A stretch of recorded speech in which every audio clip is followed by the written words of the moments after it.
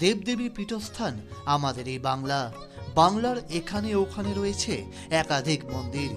এইসব মন্দিরগুলির বেশিরভাগই যেমন বহু প্রাচীন, তেমনি এইসব মন্দিরগুলির ঐতিহাসিক গুরুত্ব অপরিসীম। বাগবাজারে রয়েছে বহু প্রাচীন মন্দির। এমনই একটি মন্দির হলো বোম কালী মন্দির। বাগবাজারে মায়ের বাড়ির কাছে অবস্থিত এই মন্দির।